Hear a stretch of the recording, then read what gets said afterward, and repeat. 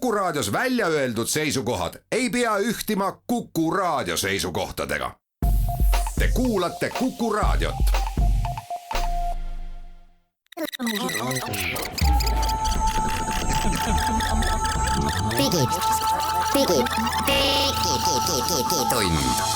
Digitund. Nutikad lahendused ja digitunni toob sinuni Elisa. 13. juuli on käes, südasuvi ja digitund on endiselt ikkagi eetrist nagu juba 10 aastat. Täna on saatejuhid Henrik Roonemaa ja Meelis Väljamäe ning me räägime täna loomulikult Apple'ist ja nende uutest protsessoritest ja sellest, mida maailma targad on selle kohta arvanud ja küsinud, et mis saab kõigist ülejäänud arvutitest. Me räägime ka uutest uudistest, et telefonitootjad tundub, et hakkavad eemaldama karpidest laadijaid, nii et ostad uue telefoni, võib-olla laadijat ei saagi kaasa. Me räägime sellest, kas sülearvutil üldse tohib kasutada veebikaamera katet, mis mõnel pool on väga populaarsed. Ja saate teise poole pühendame me vesinikule ja küsime, mis on suure vesiniku haibi buumi taga, mis viimase mõne kuu jooksul on Eestis ja ka mujal maailmas käima läinud. Digitund. Hakkame saatega peale ja ütlesin küll, et südasuvi, see vastab ka tõele ja südasuvi on ka uudistes, kus väga palju midagi suurt ei toimu, aga ma arvan, Meelis, me saaksime oma saate esimese lõigu täna pühendada Apple'i otsuse järelmõjudele ja see otsus oli siis see, et nad lähevad üle oma protsessoritele ja kolivad Inteli pealt ära. Seda oleme me siin saates palju rääkinud, aga nüüd on olnud erinevatel mõttetarkadel üle maailma paar nädalat aega selle mõttega harjumiseks ja mõtlemiseks või arutamiseks, et mis see nüüd siis ikkagi tähendab. Ja eelmisel nädalal ühe väga põneva kirjatüki avaldas selline mees nagu Jean-Louis Gasset, kes oli kunagi üks Apple'i juhte. Nüüd on juba mõnda aega ikkagi Apple'ist ära, aga tema ikkagi ennustas oma kirjatükis, et tegelikult praktiliselt kogu see arvutimaailm, mida me seni tunneme ja juba kümneid ja kümneid aastaid tunneme, ehk see Microsofti ja Inteli ja kogu see platvorm ja kogu see loogika on sisuliselt surnud. Et kui sul on ikkagi poes kõrvuti sülearvuti, üks on siis Windowsi ja veel Inteli ja selle vana protsessori ja vana platvormiga ja seal kõrval on uus Apple'i protsessor ja võib-olla ka mõne teise tootja oma, me ei tea seda, kus jõudlus on 30% suurem, aku peab 30% kauem vastu ja kuumust toodetakse 30% vähem, nii öelda. Täpselt suurusjärki ma ei tea, et siis sisuliselt see vana maailm on surnud. Ma ei tea, Meelis, mis sina sellest arvad? No elame põneval ajal, eks.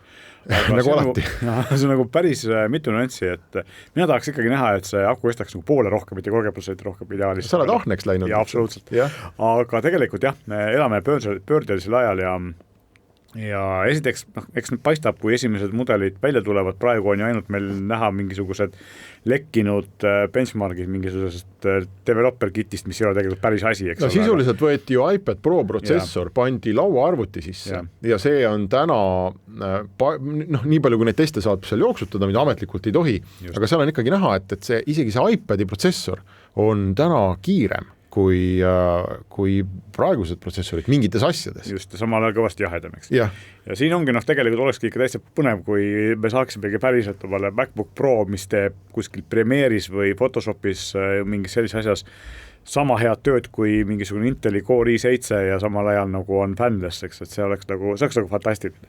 Ma julgeks päris sellist asja loota, sest tegelikult ilmselt ka Apple'il kangemate protsessorite puhul isegi armil, ma arvan, nad peavad ikkagi kasutama mingit aktiivset jahutust, eriti kui nad tahavad ikkagi seda võimsust ajada nagu üles nii, et professionaalidel sellest kasu oleks. Põnev on muidugi see, et kas nad suudavad nagu teha piisavalt võimsa süsteemi armprotsessori peale, et see rahuldaks ka igasuguseid väga suurte tööjaamade kasutajaid, et võib-olla esialgu mitte, aga tulevikus kindlasti. Mis on minu jaoks nagu fantastiline, millest ma nagu tegelikult päris hästi aru ei saa, on see, kuidas on suutnud Apple peale siis PSM-i ostmist ilmselt selliselt talendi, raha neil on ka, aga raha alati ei loe, sest ka teistel on palju raha, et kuidas on suutnud nagu teha armprotsessori tootmisest sellise edumaa. Et see on nagu minu jaoks nagu, arvestades, kui palju paneb Qualcomm sinna raha, eks ole, ja üritab osta annet sisse ja nad ei saa nagu vastu. Ja Qualcommil tegelikult on neid ühikuid, neid telefone tõenäoliselt rohkem kasutusel kui Apple'i, sest et kogu Android praktiliselt elab ju Qualcommi peal. Võib-olla on siin hoopis tegemist sellise teadliku valikuga, Qualcomm lihtsalt ei ole vaja paremat asja teha, kuna teeb piisavalt natukene parema, et järgmise põlvkonna ostetakse, aga ei ole vaja teha liiga suurt hüpet, kuna väikeste hüpete kaupa saab rohkem raha teenida. Selline vandeluteooria võib ka võib-olla teile vastata. Jaa, no kui me küsime, et näiteks, et mis firmad potentsiaalselt võiksid hakata asendama Intelit või praegu sa lähed poodi, ostad arvuti, ütled, ma ei tea, palun mulle i5, palun mulle i3, palun mulle i7, võib-olla kui sa oled julge ja leiad arvuti, ostad AMD protsessoriga, aga seal ARM-i maailmas tegelikult neid tootjaid, kes võiksid potentsiaalselt asendada Intelit ja kogu seda maailma, need, kes oma majas midagi arendavad, neid on ju palju, et on see sama Qualcomm, suuri on vähe. Huawei teeb oma protsessoreid, Samsung teeb oma protsessoreid, ilmselt on keegi veel suurtest, kes mul praegu meelest ära läheb, aga tegelikult need on ju suured firmad kõik. Ja tegelikult ongi siin see, et päris paljud firmad, kes algselt tegid ARM-i suure hooga, on praeguseks sellest loobunud. Intel müüs paarkümmend aastat tagasi juba äri maha ja praeguseks kahetseb ilmselt seda kibedalt. Texas Instruments oli väga suur tegi, eks enam ei tooda, aga Huawei on ilmselt kõige suurema potentsiaaliga, aga samas ka kõige problemaatilisem. No hetkel küll, jah. Suhteid.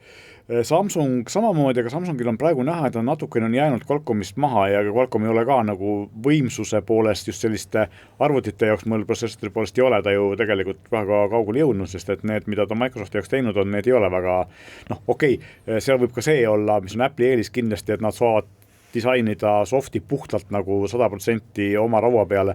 Microsoft peab arvestama sellega, et Windows peab olema ühilduga teistega ja see võib-olla teiste erinevate protsessoritega ja ta peab ühilduma vana tarkvaraga ja see on, Microsoft on natuke liiga palju pidureid, eks ole, selles, mis temast endast ei sõltu, vaid sõltub tema kliendibaasist, mis ta tegelikult natuke tagasi hoiab.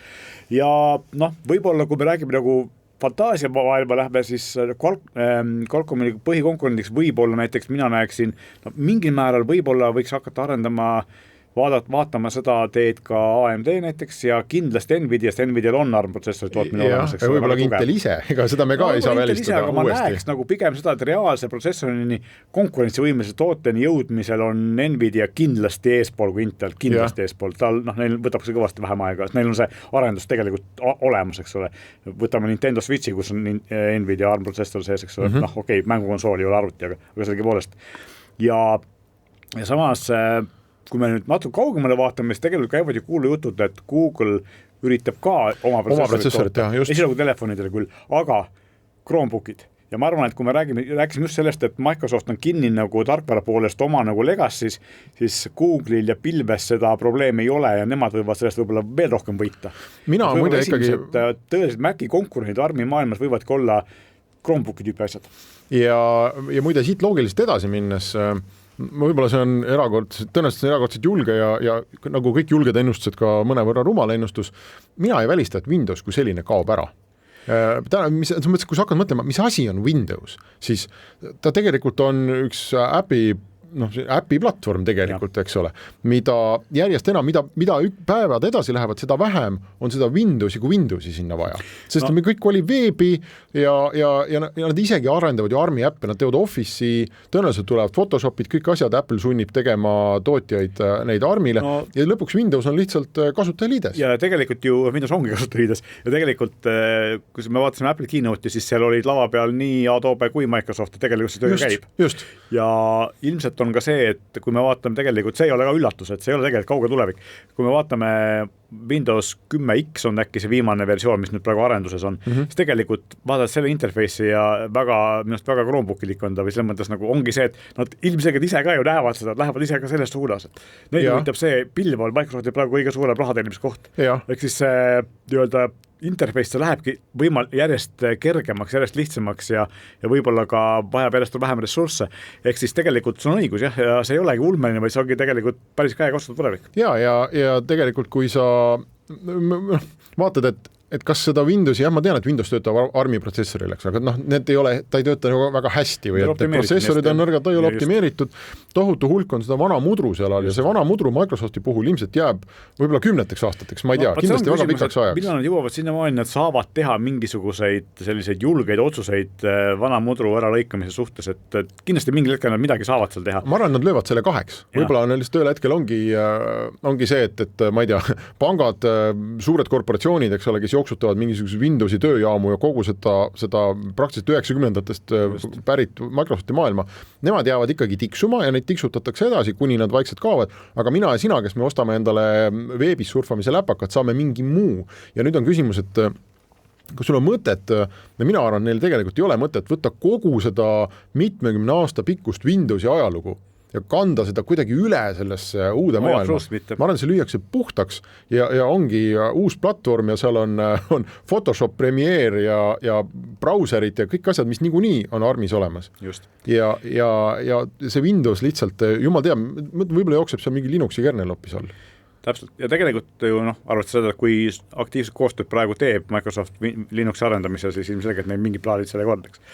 Aga tegelikult on ka see, et kui me vaatame Apple'it ja sellist nende arendust, siis tegelikult Apple on ka nagu natukene selle koha pealt 2, et neil on arvutimaailmas, neil ei ole mingit probleemi teha selliseid hardcut'e öelda nii, selles versioonis me viskame selle vana jama minema ja kui teil on see, siis kasutage vana edasi või siis unustage ära kostame uued seadmed, eks.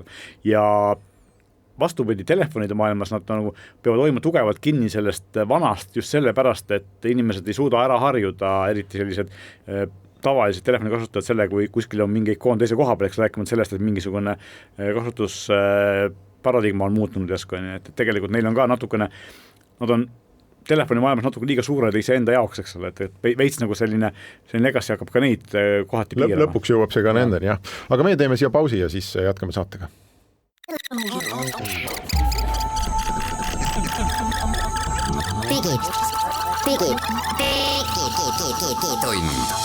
Digitund. Nutikad lahendused ja digitunni toob sinuni Elisa. Digitund jätkub, Henrik Roonemäe ja Meelis Väljamäe südasuvises stuudios ja vaatame nüüd telefoni uudiseid. Samsungi kohta eelmisel nädalal hakkasid levima ka jutud, et kui Apple'i puhul tekkisid sellised ma ei teagi, mis nende kohta öelda, kuulujutt või haritud ennustus, et Apple'i uute telefonidega ei saa enam kaasa laadijat. Siis läks natuke aega mööda ja siis hakkasid tekkima ka jutud, et ka Samsungi uute telefonidega ei saa võib-olla enam tulevikus kaasa laadijat. Ja ma ei tea, mulle tundub, et see võib olla üks selline 2021. aasta trend, et lõpuks aga OnePlusiga ei saa laadijat kaasa ja Huawei'ga ei saa laadijat kaasa, sa ei saagi laadijat kaasa üldse. Väga selge näide sellest, kuidas turu mõjud toovad reaalsusse selle, mida plaanimisega ei õnnestu teha. Võib-olla 5 aastat tagasi me rääkisime siin samas stuudios sellest, kuidas Euroopa Liit tegi micro USB standardi ja nende pikem eesmärk oli see, et keelata ära ka laadijate telefonide kaasapanek just sellepärast, et vähendada siis elektroonilisi jäätmeid just. Ja praeguseks on selge, et tootjad lähevad ise seda teed ilma käsuta ja pigem sellepärast, et 5G ja muud komponendid teevad telefoni tootmise niivõrd kalliks, kui sa tahad ka kasumit toota, siis hind läheb kosmosesse, inimeste ei raha sinna osta. See tuleb kuskilt raha kokku hoida ja laadi on esimene asi, millest saab raha kokku hoida. Ma arvan, et see ei ole küll väga suur raha, aga kui sa müüd 100 miljonit telefoni, siis midagi ikka näppude vahele pärast jääb. Ja tegelikult see on minu arust väga positiivne areng, sest et meil kõigil on Virna Deviisi laadijaid kodus ja tegelikult ikkagi igas karbis ei peaks laadija kaasas olema. Ja see on, muide, ma ise olen nüüd suutnud praktiliselt täielikult kolida USB-C maailma. Ja ma ütlen, et kõik kuulajad ka, kes ei ole veel teinud seda hüpet ära, palun, võtke see kätte, see ei ole tegelikult väga kallis, seal on teatud kallid asjad, nagu näiteks arvuti. Kui sa juba arvuti viid USB-C peale ja kui su telefon on USB-C peal, kui sul ei ole juhuslikult iPhone, siis on probleem, aga siis need ülejäänud pisikesed asjad tekivad sinna kõik nagu juurde ja sa saad osta 5 euro eest terve peotäie igasugust üleminekuid, pane igale vanale juhtmele otsa, jube mõnus on olla, sellepärast, et mul on vaja ühte laadijat ja mul ongi ainult üks laadija. Mina olen ka harjunud ühe laadijaga laadima päris mitme asju, aga minul on see, et märkamatult on mul muutunud nii tööarvuti kui isegi arvuti USB-C-ga laetavaks. Ja telefon on mul ju paar aastat USB-C-ga laetav. Põhiprobleem on pisikesed vidinad, kõrvaklappidega võtab see aega, kuna vanad, mis töötavad, nagu ei tahaks ringi vahetada ja raha reisata. Ja põhiasi, mis minul ilmselt jääb päris pikaks veel mikro USB külge, on Kindle. Sest et aga seda peab väga harva laadima õnneks. Just, õnneks. E-luger on ainuke, teised asjad tõepoolest vaikselt vahetavad. Kusjuures mul on tegelikult olemas USB mikrofon, mis kasutab mini-USB-d. Keegi ei mäleta, mis see oli? Ei, ma isegi mõtlen, milline see on. See on nagu mikro-USB-ga paksem. Ja on ja muidugi. Ja vanasti oli digikaameratel oli selline asi küljes. Aga kui sa ei kasuta nüüd seda laadijat, mis tuleb sul telefoniga karbis kaasa, siis tegelikult on olemas väga kihvt laadijate mitte järelturg, aga selline alternatiivturg, kus tootjad nagu, ma ei tea, Anker on üks tuntumaid, aga mul isiklikult on näiteks selline firma nagu Satechi. Jumal teab, mis firmas on, kus nad tulevad. Tehen tegelikult isegi suhteliselt selline kallima otsa tootja. Aga sa saad osta neid laadijaid, mis on umbes sama suured kui need telefoni omad, mis telefoni karbis on ja käivad seina. Aga ühe augu asemel on seal näiteks 2, 3 ja see tähendab, et sa võid sinna korraga laadima panna mitu seadet. Ja need augud on erinevad, mõnel laadijal saad ise valida, et kas on 2 USB-C väljundit, 1 USB-C, 1 vana tüüpi ja sa saad tegelikult selle sama koguse eest nii-öelda, saad rohkem. Ainuke asi, mis seal vaatama peab, on selle laadija võimsus. Sellepärast, et MacBook Pro tahab 60 wattist või isegi 65, midagi sellist laadijat. Ta suudab töötada ka näiteks 30 wattisega, aga sel juhul mitte täisvõimsusel. Ja see tekitab nagu teatavaid probleeme, aga kui sa elad näiteks MacBook Airi või nende veel mingite natuke nõrgemate sülearvutite maailmas, mis seal kuskil 30 wattiga ennast ära laevad, siis sul ei ole üldse mitte mingit probleemi. Mitte ainult see, minul on tegelikult ja vastupidi, et ka kui sul on võimsam USB-C laadija, ta laeb reeglina kõiki lihtsamaid seadmeid ka, eks ole, alates telefonist kuni kõrvaklappideni. Mina laen oma läpaka laadijaga kogu aeg nii telefoni kui kõrvaklappe. Aga tegelikult on see, et minul on ka siuke väiksem okilaadija, mida ma eriti nagu kuskil reisidel või linnast välja sõites kaasa võtan. Üks USB-C pesa, üks tavaline USB pesa, saan laadida kõiki asju, arvutit, ta on 65 vatti vist ka ja kõvasti väiksem kui mul Lenovo originaallaadija. Ja tegelikult on probleemiks on ju tegelikult see, et ei ole nagu on olemas küll see USB Power Delivery standard, mida siis kasutavad enamus arvuteid ja teisi asju, aga telefonide turg on nagu tegelikult kahjuks nagu päris selline laiali, et erinevad tootjad kasutavad oma kiirlaadimisstandardeid ja saad küll selle USB-C laadijaga enamasti laetud kõik asjad, aga ei pruugi saada nii kiiresti kui tootja enda laadijaga. Et see on nagu tegelikult probleemiks ja seal vahepeal nagu üritati seda leevendada, et Qualcommil olid ju need Quick Charge standardid järjest uuend ja erinevad, siis Quick Charge 4 on nüüd õnneks Power Delivery'ga ühilduv, nii et ta on nagu üks asi, aga Hiina tootja kasutab ikka igaüks oma mingisugust imelikku standardit, nii et tegelikult juhtub see, et paned originaallaadija külge ja siis loeb aku tunni aega täis ja paned tavalislaadija külge läheb 3 tundi, et see võib juhtuda. Ja see on, tundub, et see võtab veel aega, eks ole, kuni see päris nagu paika loksub, aga veel üks võib-olla selline kaval nipp, mida ma julgen ka soovitada, natukene tuleb raha kulutada, need summad ei ole ultra suured, ma olen praktiliselt igale poole, kus ma satun, olen poetanud ühe sellise USB-C laadija, ma ei tea, maal on üks, eks ole, autos on, mul on 2 arvutikotti, kummaski selles kotis on üks ja tulemus on see, et kui ma lähen kuhugi, ma haaran esimese suvalise ettejuhtuva kotti, kus mu arvuti paras juhtub olema, mul jääb ära kogu see küsimus, et mis juhtmed ma kaasa võtan. Ma ei võtagi. Või et mul kotis juba on. Mõistik, minul, kui ma pisalt vähe liigun, siis mul piisab sellest, kui mul on kodus üks ja töö juures ka üks ja ongi korras. Enamasti on laetud. Akupank on reeglina kotis. Jah, võt see ka veel, nii et midagi on ka ausutades ikkagi paremaks läinud. Kui ta kotis on tühi, siis pole kasu. Nii et julgeme soovitada, mina julgen väga soovitada, tehke see samm USB-C maailma, ostke mõned üleminekud ühte ja teistpidi ja edaspidi on palju mõnusam elada. Ja ma tegelikult toetan seda otsust, et telefoniga ei pea saama laadijat kaasa, aga kui keegi arvab, et see teeb telefonid odavamaks, no siis unistage edasi, ei tee. See raha jääb tootjate taskusse, et seda, ma ei tea, mis see omahind seal üldse on, 5.50 umbes võib-olla. Kallimal laadijale. Jah, et seda tarbijatele ei jäeta. Aga meie teeme siia pausi ja siis jätkame saatega.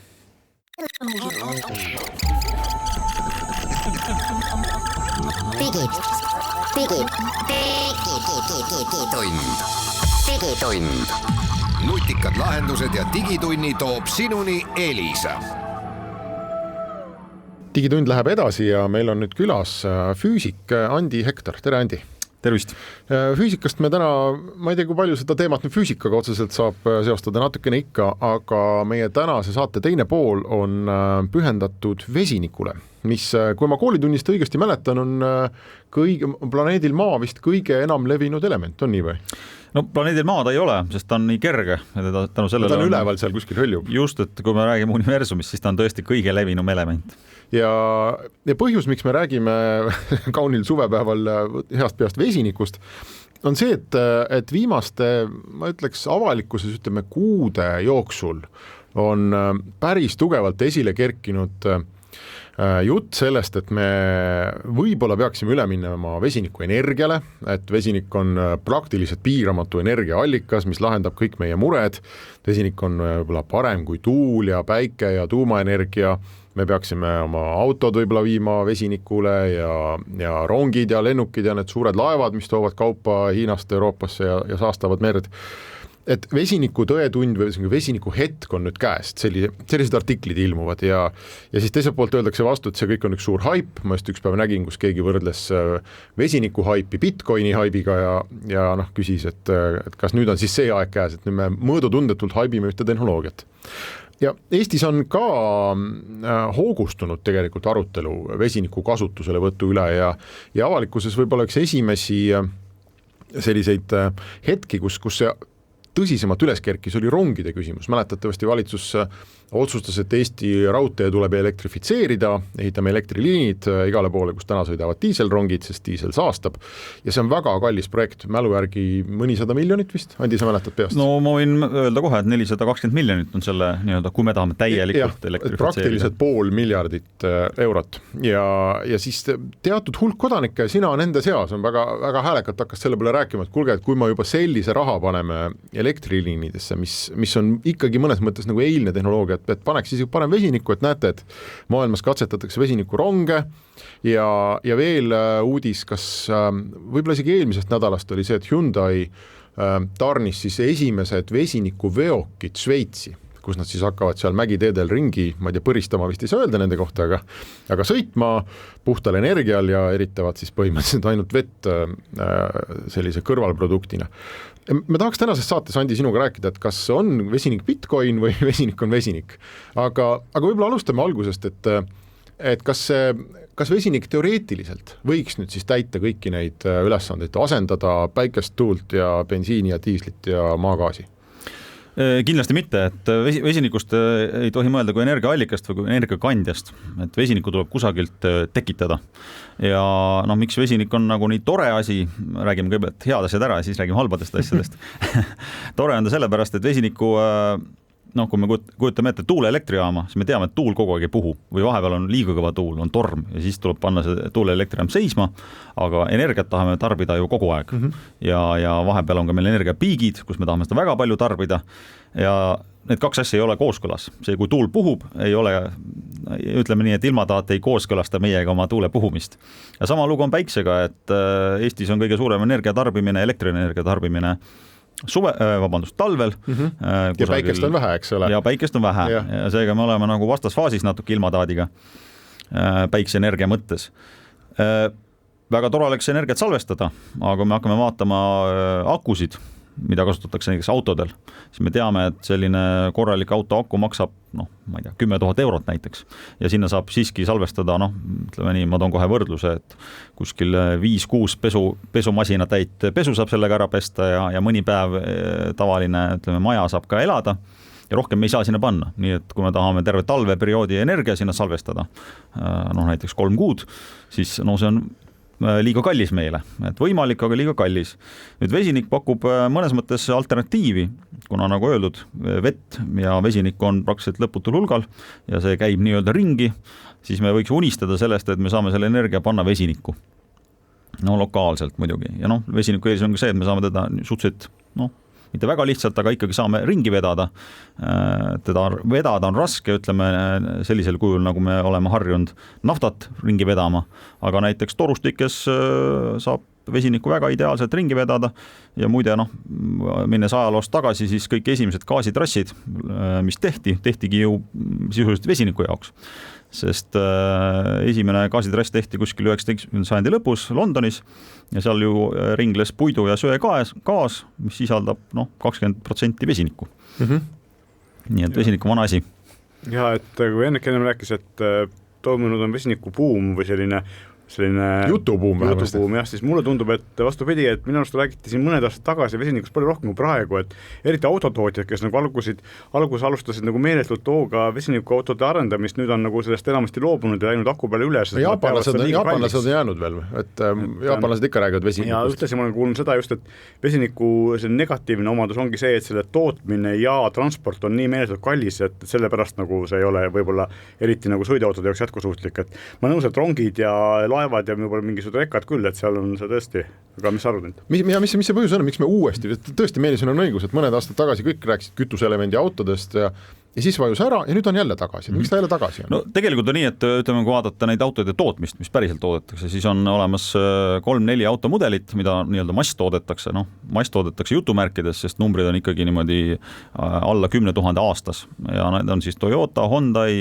ja veel mõned tootjad ja nad tiksuvad, vaikselt tulevad, meie neid ei näe, sest meil pole Eesti ühtegi vesinikutanklad, aga samas kui me vaatame Tokyot, Californiat, Lõuna-Koread, siis seal on juba vesinikutanklate võrgustik olemas ja seal täiesti sõidavad nende autod ja nad on kallid, sama kallid kui umbes ütleme sellised kallima otsa elektriautod, kuna ka olemasolevad vesiniku sõiduautod sõidavad kuskil 450 kuni 550 kilomeetrit. Sama palju kui bensiiniautod praegu umbes, sama suurusjärk. Suurusjärk, ütleme, nad tiba vähem, aga suurusjärk on sama ja ütleme, sama palju kui need kallima otsa elektri patareiautod. Lihtsalt seda tanklavõrgustikku pole veel igal pool ja seega meie seda ei näe. Ja siiski kütuseelement on ikkagi üsna kallis tehnoloogia, et mina ise usun, olles seda maailma nagu jälginud üsna pikalt, et ta jõuab ikkagi kasutusse seal, kus on nagu kallid aparaadid nii-öelda sõidavad, nagu rongid, veoautod, bussid. Busside puhul tuleb arvesse veel see, et buss sõidab linnaline, buss sõidab linnas, kus me ei taha seda nii-öelda diisli haisu saada enda nina alla. Ja võib-olla ka teatud spetsiifilised kohad, näiteks teatud praamid, kui on lähedal Norras näiteks, kus on palju hüdroenergia, saab lihtsalt toota vesinikku, sõidab palju praame, et seal on mitu projekti, kus juba praamid sõidavad juba mitu aastat vesinikuga. Ja Eestis võiks siis, ma nägin mingit uudist, et kas oli lausa minister Taavi Aas ütles või keegi ütles, et esimene selline pilootprojekt võiks olla Tallinna Viljandi vahele panna vesinikurong. Kas see on tõsine jutt või? No ma loodan väga, et see on tõsine jutt, aga mida mina tahaks öelda üldiselt raudtee kohta Eestis on see, et meil on tegelikult selles mõttes väga unikaalne võimalus. Et me tahame praegu panna 400 miljonit raudtee elektrifitseerimise alla ja sinna sisse on ka arvestatud rongidele minevad kulud. Siis me saame selle raha kulutada vesiniku infrastruktuuri ehitamisel Eestis. See ei tule kallim? See ei tule kallim, see tuleb odavam. See ongi nagu hämmastav, et loomulikult see ei kataks ära, me ei saaks bensiini täielikult asendada vesinikuga, selle kulutusega, aga me saaks ära teha selle esimese sammu. Et ütleme selline väga korralik vesiniku tankla, kus vesiniku tootmisega maksab seal kuskil 4-10 miljonit, sõltub kui suurt mahtu me tahame. Üks tankla? Üks tankla, jah. Sõltub, kui palju me sealt vesiniku tahame välja saada, aga selline tüüphind. See on siis kohaliku tootmisega tankla? See on kohaliku tootmisega tankla, jah. Et ta ise põhimõtteliselt õhust toodab seda või? Sinna tuleb elektriliin sisse vedada ja veetoru ka ja siis ta elektrolüüsiga, elektrolüüs on see protsessis, kus vesi lagundatakse vesinikuks ja hapnikuks, toodab vesiniku, aga seda tuleb veel kompresseerida, hästi tugevalt kokku suruda ja sellised tanklad on olemas, ütleme, et tegelikult, olles nüüd väga täpne, siis on olemas ka nii-öelda kodutanklad, mida müüakse, mis on küll väga kallid, kuskil 500 000, aga väike firma võib ka endale hoovi peale panna sellise 500 000 tankla, aga ühiku hind tuleb kallis seal. Et kui me tahame sellist natuke odavamat vesinikku, siis me peame minema natuke suuremate tanklate poole. Kui me tahame veel odavamat vesinikku, siis tõenäoliselt oleks mõistlik juba ehitada nii-öelda vesiniku tehas kuhugi näiteks tuulepargi külje alla, kus tõmmata otseliin tuulegeneraatoritest sinna vesiniku tehasesse. Seal tuleb tootmishind odavam, aga noh, samas siis jälle tekib see transpordihind, et vesiniku laiali vedamine on, kui me ei kasuta torujuhtmeid, on ikkagi üsna kallis veel. Okei, jah, Meelis. Ma tahtsin küsida vahel, et kuidas on selle nii-öelda siis ühiku hinnaga ehk võrreldes akus säilitatava elektrienergiaga, et kindlasti on mingisugune energiaühik, mille hind on ju, peab olema võrreldav, eks, et kuidas sellega on, kas vesinik ei ole mitte kallim? No, vesiniku puhul ongi nüüd natuke keeruline, et sealt tuleb rääkida nagu sellest hinnast, millega ta toodetakse ja sellest hinnast, millega ta nüüd sellest tankimist püstolist nii-öelda meile sellesse kütusepaaki, vesinikupaaki tuleb autos. Ja noh, loetakse selliseks, et ta tasuks ära autojuhile. Öeldakse, et peab olema 7 eurot kilogrammi kohta, see hind umbes. Kui juba alla selle läheb, siis on ta odavam kui bensiiniga sõita. Ka sisse arvestades auto nii-öelda kogu kulu. Aga vaadates, mis hinnaga ta tehasest välja tuleb, siis kui me räägime nüüd vesinikust, mida toodetakse maagaasist enamasti maailmas, siis noh, seal on hinnad juba praegu, ütleme, 1 euro kilogramm. Aga nüüd pannes juurde logistika, kokkusurumise, kõik muu, läheb ta ikkagi kalliks ja noh, see, et need tehnoloogiad on uued, nad on veel üsna kallid. Aga noh, ta ikkagi, noh, näiteks siinsamas Riias on vesiniku tankla, noh, mis plaanib müüa vesiniku 7 eurot kilogramm. Ja see toodab nüüd seal tanklas koha peal seda vesinikku. Okei, me teeme siia pausi ja siis läheme edasi.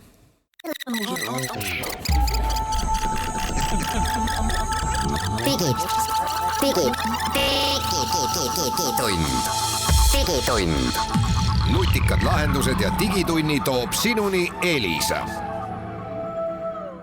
Digitund jätkub ja me räägime füüsika Andi Hektoriga vesinikust. No me natuke eelmise lõigu lõpupoole juba tantsisime selle teema ümber, mis vist on vesinikus enne keskne küsimus on, et kust see tuleb. Et no põhimõtteliselt ongi nii, et tuleb panna kokku vesi ja elekter ja siis sa saad vesiniku, eks ole. Ja see, kust me vett saame, seda me enam-vähem kujutame ette, aga nüüd mulle tundub, et see võtmeküsimus vesiniku tootmise puhul on, et kust tuleb see elekter ja nagu sa ütlesid, enamasti toodetakse seda maagaasist, et selle nimi on siis sinine vesinik või hüütakse seda on hall vesinik. Hall vesinik, okei. Ja siis on olemas vist, mis see teine on siis roheline vesinik või? No räägitakse nüüd veel, jah, roheline vesinik on see vesinik, mis on toodetud siis roheelektrist või siis ütleme biogaasist näiteks. Aga räägitakse ka veel nii-öelda sinisest vesinikust, mis on minu jaoks natuke naljakas kontseptsioon, kus siis toodetakse vesinik ikkagi maagaasist, aga siis see süsihappegaas, mis eraldub, see pannakse kas maa alla või peitu nii-öelda. Et ma saan aru, et selline kriitikute põhiline argument ongi see, et parandamine, kui ma eksin, et täna, et vesiniku toota, me peame ühikuliselt sisse panema rohkem energiat, kui me sealt vastu saame. On nii või? No päris nii ei ole, lihtsalt ütleme, see on nüüd keeruline. Ja aega on vähe. Et no tegelikult on nii, et tihti inimesed kinni natuke minevikus, et kui me paneme elektrit sisse ja toodame sellega vesinikku, siis tänapäeval on võimalik saada kasutegurit kuskil 85%, isegi üle selle. Need on nüüd, kui kasutada moodsaid elektrolüüsereid. Kui me toodaks vesiniku veel täiesti otse maagaasist, me teame, et kui me elektrit toodame, siis näiteks maagaasis, siis kui me paneme gaasigeneraatori sinna vahele, siis selle kasutegur on ka isegi alla 50%. Nii et tegelikult, kui sa maagaasist toodad otse vesiniku, siis see kogu kasutegur on palju kõrgem, kui see maagaas ära põletada ja siis toota elektrolüüseriga see. Nii et seal on teatud nagu tehnilised iseärasused. Jah, täpselt, et seda peab nagu rääkima lahti, aga ütleme, tüüpiliselt me ikkagi tahame ju minna pikas perspektiivis rohevesiniku peale. Ehk selle vesiniku peale, mida me toodame rohe. Aga kas see oleks nii-öelda see vesinik, mis jääb, nagu me enne rääkisime, et meil nende taastuvate energiaallikatega on nagu see probleem, et mingitel hetkedel on teda üle, me näeme ka täna, et elektri börsihind on aeg-ajalt negatiivne, et see lihtsalt tähendab, et tuul on liiga kõva, päikest on liiga palju, et elektrit pole kuhugi panna. Ja mingitel hetkedel on teda puudu. Et kas see mõte oleks see, et need hetked, kui teda on üle, me võiksime lihtsalt toota vesiniku, sest meil on energiat üle, nii-öelda piltlikult öeldes panna päikse pudelisse. Kas see on see, kuhu me tahame jõuda? Just, tegelikult me tahame ka sinna jõuda ja seal on nagu teatud agad muidugi, et kui seda elektrit jääb üle nii-öelda väga harva, siis ju enamus aega see väga kallis elektrolüüser seisab meil kasutult. Seega me peame leidma mingi sellise kompromissi olukorra, kus meil seda elektri jääb üle ikkagi üsna suurel osal ajast. et seega meil peab olema seda roheenergiat üsna palju, et ta ära tasuks. Ja teine asi kindlasti see vesiniku tootmine oleks kasulik viia võimalikult lähedale sellele, näiteks kui meil on meretuulepark, mis on väga suur tootja, siis ütleme Hollandis, Saksamaal juba räägitakse sellist lahendusest, et iga selle nii-öelda meretuuliku külge pannakse oma vesinikutootja ja mitte elektrijuhe ei tule sealt maale, vaid tulebki vesinikutoru. Kuna see on selline üsna odav plastiktoru, nagu me teame, vasskaabel on väga kallis ja miks mitte siis asendada see üsna odava plastiktoruga. Aga ma küsiks see lõppu niimoodi, et kui me kõik siin paneksime ennast nüüd, ma ei tea, näiteks Eesti riigijuhtide kaabu alla või kingadesse, et sul tuleb üks Andi Hektor ja ütleb, et kuulge, et võtame nüüd see 400 miljonit, eks ole, et vesinik on homme, et jumala kindel laks, et täitsa kindel, hakkame kohe pihta, et me oleme lollid, kui me ei tee. Ja siis sa mõtled, et aga kas ma ikkagi saan olla päris kindel, et see ei ole nagu haip, et täna jah, kõik räägivad, aga see on ikkagi 400 miljonit eurot, eks ole, Eesti riigi raha. Kui kindel me nagu sinu arvates saame olla selles, et et see tõesti nüüd ei lähe aasta pärast üle, vaid et see päriselt olekski aastakümnete taha vaatav selline väga visionäärlik otsus? No siin on kaks poolt sellel vastuses, et üks pool on see tehnoloogia pool, et kuna mina olen 20 aastat nii-öelda entusiastina jälginud seda kõrvalt ja kunagi ka natuke tegelenud sellega, siis ma ütlen, et ta ei lähe üle, sest see on, kui me räägime praegusest vesiniku buumist, siis see on juba 3. buum. Tegelikult on ta kogu aeg tiksunud vaikselt, asjad on paremaks ja paremaks läinud, aga tehnoloogias võtavadki asjad kaua aega. See on paratamatu. Et tegelikult see kütuseelement, mida me praegu kasutame, see on täpselt enam-vähem sama, mis oli 20 aastat tagasi ja lihtsalt kõik need väiksed vidinad on paremaks tehtud. Ja olemegi saanud parema tulemuse ja ta on üsna lähedal sellele, et võib öelda, et ta on nagu ilma igasuguste subsiidiumiteta konkurentsivõimeline. Ta on üsna lähedal, ta veel päris ei ole seal, aga ta on lähedal. Ja ma näen seda, et kui asjad lähevad mass tootmisesse, siis see juba tõmbab hinda nii palju alla, et sealt paratamatult läheb odavamaks. See on nüüd üks tehnoloogia pool. Teine pool on poliitiline pool, ja see tuleb meil paratamatult sisse. Isegi kui see tehnoloogia ei lähe lendu, siis Euroopa Liit on nagu selline suur teerull, mis on lükatud käima praegu vesiniku suunas. Euroopa Komisjon tuli välja oma vesinikuplaaniga, mis tõenäoliselt läheb läbi ja mis on üldjoontes üsna mõistlik plaan. Ja seal on väga täpselt paika pandud numbriliselt, palju me hakkame rohevesiniku tootma järgmise 4 aasta jooksul. See on umbes 6 gigavati võimsuse jagu, see on 2 Eesti elektritootmise jagu hakkame.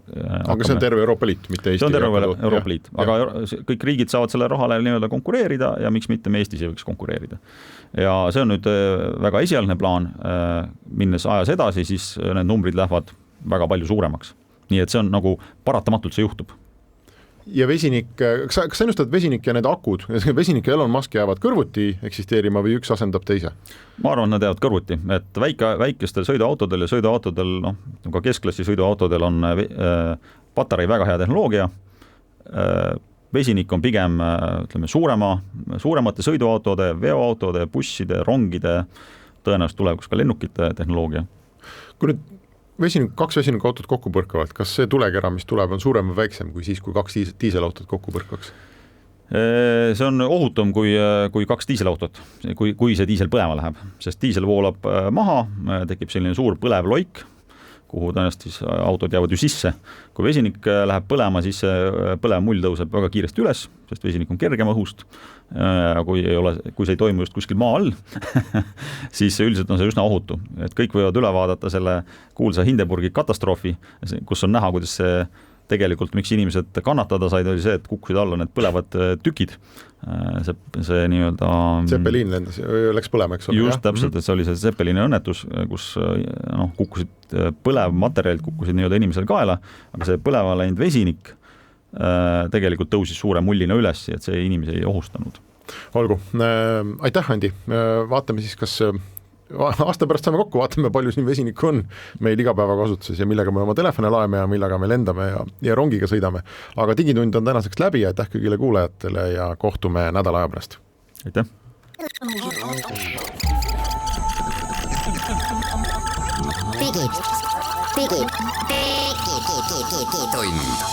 Digitund. Nutikad lahendused ja digitunni toob sinuni Elisa.